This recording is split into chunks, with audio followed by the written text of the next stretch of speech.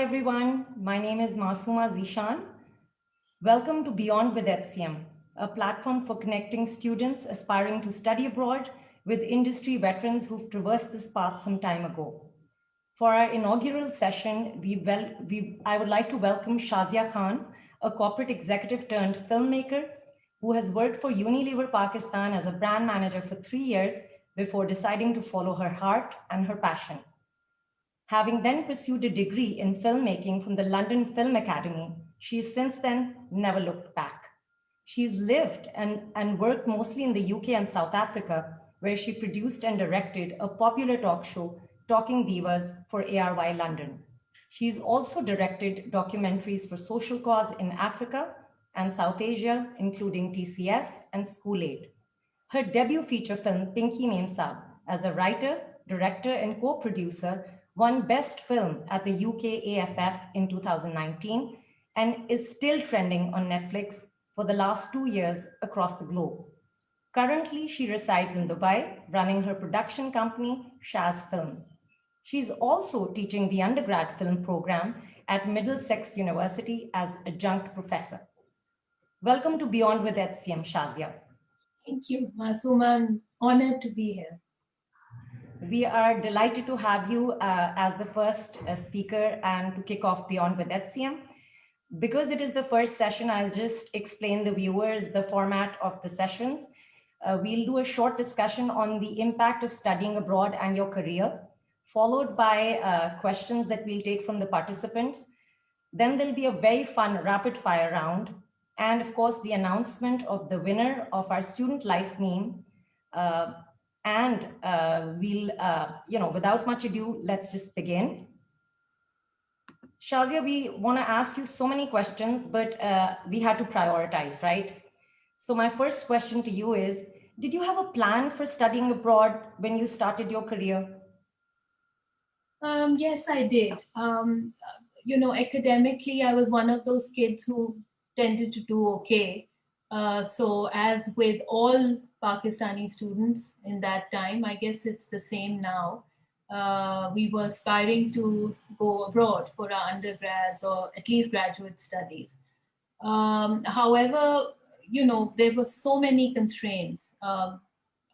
In those days, my father, being very conservative, wasn't very cool with the idea of sending his firstborn so far away. Then there were financial, considerations. So I did not apply for the undergrad program, although I had the grades for it. But now when I look back, I guess I'm glad I didn't, because my undergrad was done in Pakistan, obviously, and then I went to LUMS. And that was a very sort of fulfilling, very grounding experience.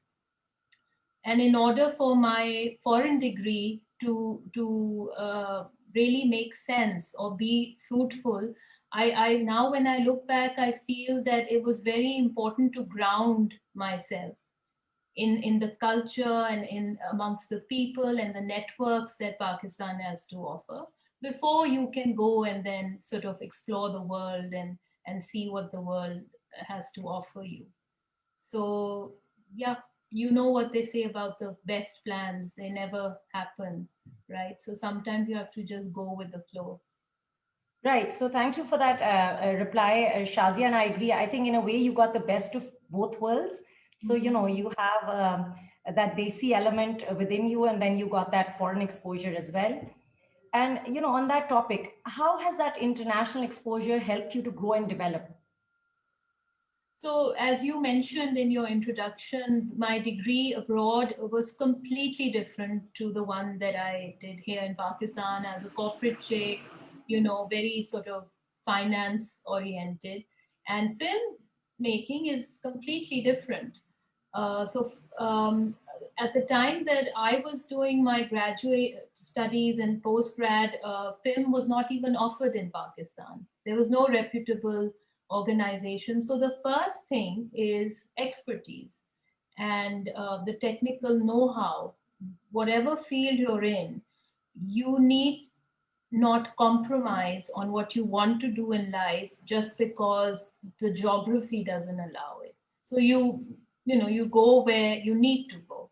And London being one of the the hearts of filmmaking was a very natural choice. I mean, having said that, you also have to know what you want to do. So I didn't till much later. And I was lucky because when I worked for Unilever, I was brand manager. So a big portion of my work was developing advertising campaigns, TVCs. So I was exposed to the world of cameras even when I was on the other side of the table. And that's when something clicked. And I was like, this is what I want to do. So the decision to do what you want to do and what you're really meant for doesn't have to happen when you're 16 or 18 or even 22. It can happen anytime. And in fact, I had quite a reputation when I was a brand manager, because the client is not supposed to poke their noses in the shoot and go where the shooting is happening.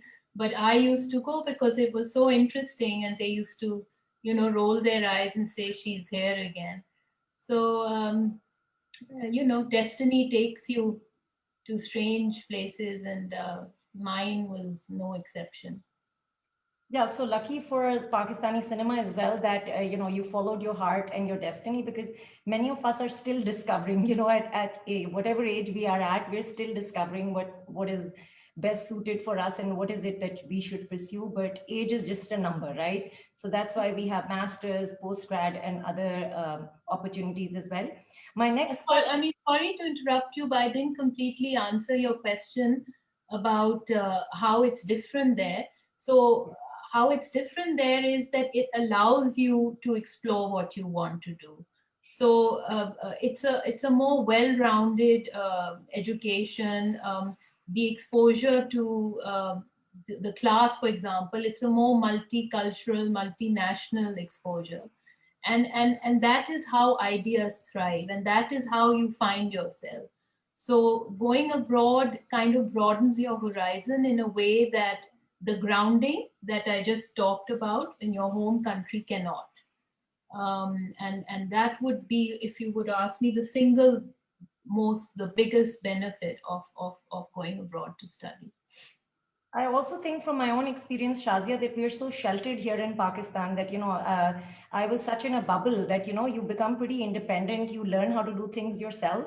So it's also a part of growing up as well, along with the. Absolutely. Another question that, we've got a lot of people asking us to ask you is, how did you cope with the study stress? I understand you have a family there, and then, everyone experiences some departure anxiety, even though you had initially not gone for your studies, and feels this homesickness. And, did you feel with it, and what are the coping mechanisms that you would want to share with us? Yes, I mean, although yes, I got married and we moved to the UK, so I had my husband, but he was also starting out, so he had very tough work hours as well. So there was a lot of homesickness, and then the responsibility of managing a home for the first time in your life with quite a rigorous curriculum. It was a very rigorous 1 year degree.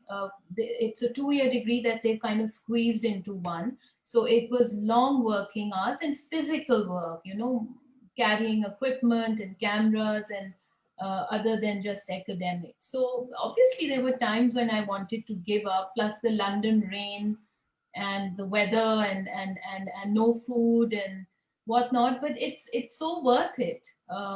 It's so worth it. I think coping mechanisms would be, I know it sounds cliched, but you make friends quickly. Don't be shy of putting yourself out there. And I think that at the end of the day, no matter which country you're from, all human beings are the same. They have the same insecurities, the same pressures from their parents, with a little bit of cultural differences, but mostly the sentiments and emotions are the same. And if you can somehow link to that, if you can somehow attach yourself and open up your minds to embrace that rather than saying them against me, I'm different, my values are different. If you have a more broad approach to it, a more open-hearted approach to it, if you make good friends, those friends last forever. So I mean, so many years later, when Twinkle Memsa premiered in the UK, three of my classmates from London Film Academy were there, and I hadn't even kept in touch with them that much, except on Facebook and one phone call, and they were there. And it was really good to catch up with them. So these are lifelong relationships and networks that you form but you have to put yourself out there, and that would be my advice.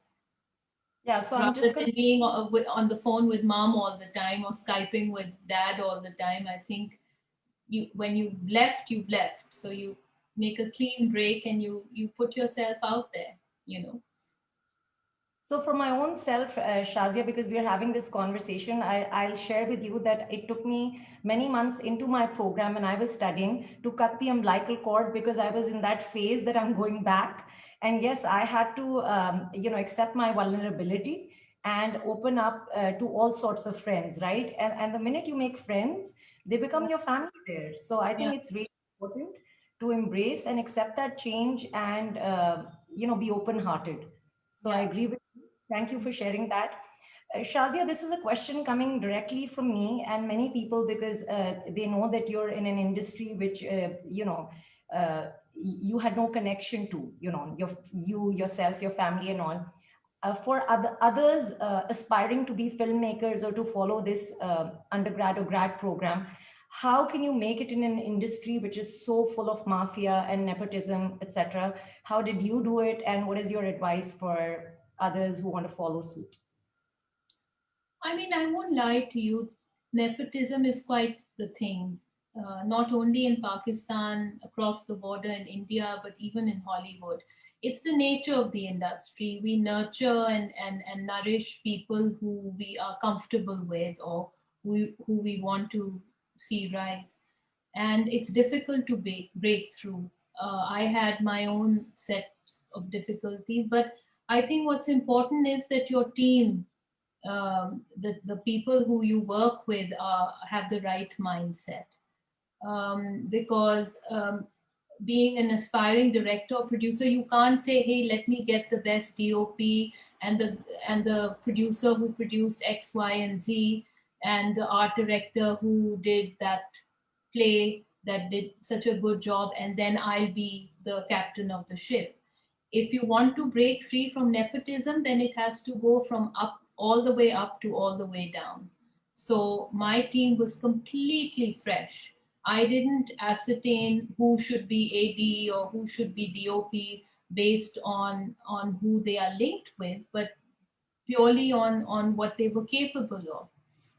And independent filmmaking is quite nice that way, because the budgets are relatively low, so the stakes are relatively low, and you have a lot of independence to do your own thing. But at the end of the day, whether you're making a film or a play or a net series, you have to have the distribution. At the end of the day, someone has to watch it, and it is not easy. And at that point, I think the merit lies in the quality of your product. So you need to have conviction and find a way somehow. There were many hurdles in between. There were many people who wanted to see us not succeed, and who constantly put us down, saying that this will not work, this can't happen, things like that. But I guess you just have to keep going, and all it takes is just one, right place, or one right distribution channel. In our case, we very, very grateful to God that it was Netflix, because it was a global outreach. And when it performed well around the world, it kind of proved a lot of people wrong. In a country where journalists are paid to give their reviews by some of the big dons of the media industry, when you read all that in the newspapers and the magazines, you start doubting your own convictions, you start doubting your own projects, but you need affirmation, you need confidence from somewhere, and that came from international quarters for me, unfortunately, although I had made this film for Pakistan. And then once that affirmation came, some of the more sort of well-read and more educated audiences in Pakistan started watching it. So most people in Pakistan watch Pinky Names Hub on Netflix, not in the cinema, which is a shame because it was made for the cinema. But I guess there is such little confidence in the film quality among certain people in Pakistan that they don't go and watch anything at all unless it's from Hollywood or Bollywood or whatever. So you need to. The proof is in the pudding, and unfortunately, there's no shortcut. The first product would probably be a loss-making product, but if it's made with with heart and if it finds the right distributor at the end, which it will if it's good, then it paves the way. For a lot of young filmmakers in Pakistan ask me this question. What do we make for the audiences that they would like? What does the Pakistani audience want? And I say to them, don't constrict your audiences to Pakistan. Just imagine that your audience is the world and make a story with your heart that will resonate with anybody, even somebody sitting in China or Japan or the US. Because, like I said, at the end of the day, humans are the same. All great movies, no matter which nationality you're from, you like it, right? So the emotive and sentimental value of that story is the same. And I mean, look at Ustad Nusrat Fateh Ali Khan. Did we really appreciate him till Peter Gabriel launched an album with him and he became famous all over the world and started making soundtracks for Hollywood films? When we couldn't appreciate a maestro like that before he found the right highlights, the right thing, then I mean, people like me are nothing compared to his talent. So one should not get disheartened, and one should just believe in oneself and make it from the heart and hopefully make a good product. So I think, you've given us some motivation. Shazia, it is Women's Day. So happy Women's Day to you and all the viewers as well. And I think, you spoke from your heart. And one take home that I'll take from today's session is that one needs to believe in themselves and follow the heart and just give your 200, 300% to whatever you do. And, you will have someone or the other appreciate you. And just so that we appreciate you a whole lot. Yeah, it's not just Netflix. There are those who are avid readers who enjoy good art. So of course we're looking forward to future projects as well. Shazia, time thoda sa kam reh gaya hai, so I'm going to move on to the next segment because we could keep talking on. There are students sending some questions, and I'll start with Sabah Adnan's query. She asks, what was the greatest cultural shock you experienced when you moved?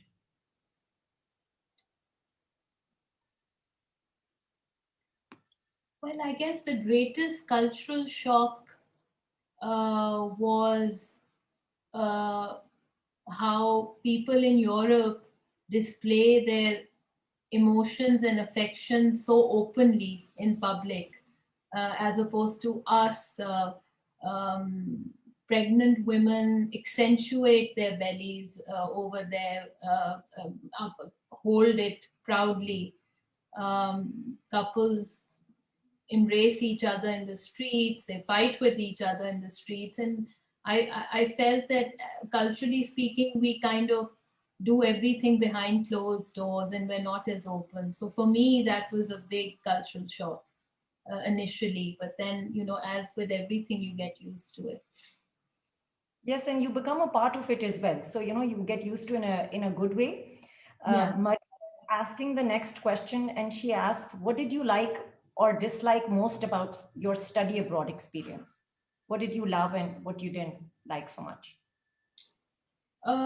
What I loved was, as I had explained earlier, about the diversity of the student body and how they give you different perspectives in life, which you could never get in where your home country, and the multicultural, multinational friends that you make. And I think the worst thing is the ragra, what we call the really tough life that you lead. Getting up early in the morning, taking a 1 hour train to the campus in rain. There's no driver. There's no mother cooking parathas for you. It's a tough life. And then you come home and you have to, even if you don't have a husband, you still have a flat or a room that you have to look after and clean and cook for yourself. And that's things that we take for granted in Pakistan because we have such a strong family support system. So that, to me, the physical ordeal was tough. But there's so many advantages that kind of overshadow that. Sure. Aisha Rahil asks, and I'm going to read out her comment. She says, it's so heartwarming to hear your story. The cultural differences one would assume between UK and some other Western countries and Pakistan are vast. So did you find it a little difficult to adapt, especially in your early days over there? And how did you cope with that? I think you already mentioned this earlier as well. Would you like to add something to this, Shazia? Yes, I mean, I was, my upbringing was, I was very protected throughout my life. So my parents were very protective of me. So here I was completely on my own, independent, free to do whatever I wanted to. And I mean, don't get me wrong, that grounding, that cultural upbringing, the value system helps you, like I said, grounds you. But then you can soar your wings and fly wherever you want to. So, initially one is scared, but it gives you this strange sense of freedom, because in Pakistan, like, even if you go do groceries, somebody or the other knows about it, right? We're such a networked set of people, but in to be totally alien in a city, to do whatever you want to, and it's not going to go back to your mother or or your friends, and you basically, you can do anything. That's such a strange sense of power, right? Uh, the power to do anything or be anyone. That's the first step in actually truly discovering yourself. Because I think before that, all you're doing is you're replicating the values and the teachings of those around you, and following the social norms. And that's the first time that you're literally on your own. And it's very nice if you don't lose yourself. And, you know, I can give you countless examples of people gone completely the other way because there was so much freedom. So you just have to balance it all out.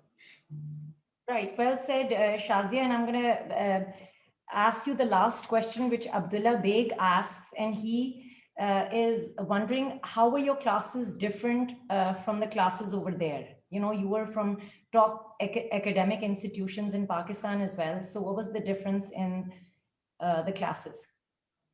Well, I mean, both the institutions were great. I mean, top of line. So I can't, and plus the degree was so different. But I think what was amazing about the London experience was that the professors who were teaching us, or not professors, the teachers who were teaching us were industry people. So it was a very vocational degree. And so if we were studying cinematography, this gentleman called John Ward taught me cinematography, who was the camera operator for Stanley Kubrick. So, it was literally like the industry had come to you to impart their practical experiences. And that was for me invaluable, as opposed to just, academic excellence, which, as you know, in LUMS is also quite superior. So.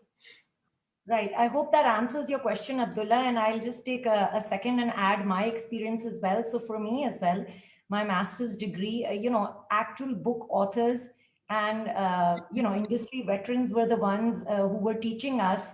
And that was just magnificent. I don't have words to articulate how great it was, because you could have a million questions and they were there to answer it. And you didn't have to wait on those replies.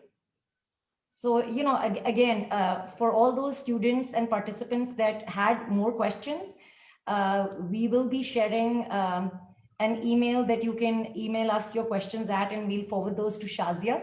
But bearing the shortage of time in mind, I'll move on to the next segment, which is a really fun one. It is going to be a rapid fire, Shazia, and I'll use prompt words, and you have to reply with the first word that strikes your mind. Are you ready? Yeah. Okay. So the first word is campus. Small. Friends. From all over the world. Hostel life. Freedom.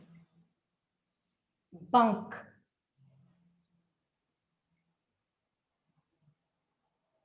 Clubs. Food. Black coffee with lots and lots of sugar. No, caffeine. A celebrity crush. Fuad Khan. Favorite movie. Parasite. I have a lot, but Parasite is the most recent one. It's a beautiful movie. Tinder. I told you. Okay, we are laughing because, from what I feel is that Shazia hasn't heard of it, which is a great thing, Shazia. So, What is Tinder? You tell me. I'll divert the rapid fire to you now. Okay, so Tinder and Bumble is just an online dating site, but we don't know about it. So let's move on. See, when you talk to a dinosaur with 2 children, how am I expected to know what Bumble or Tinder is? So I just told you, but I'm not on it either. Favorite country? Tough one. Pakistan or the UK, but I would go for the UK. Okay. And the last one is a crazy fact about you. Crazy fact is about me. My friends will tell you that I have won a competition in a drag club on the dance floor. I mean, should I say more? That's the craziest thing I've ever done. That is pretty crazy and very cool, Shazia. So now we know where in San Francisco. In San Francisco. So that's like icing on the cake. Whatever happens in San Francisco stays in San Francisco. Right? Yes. Thank you for playing with us, Shazia.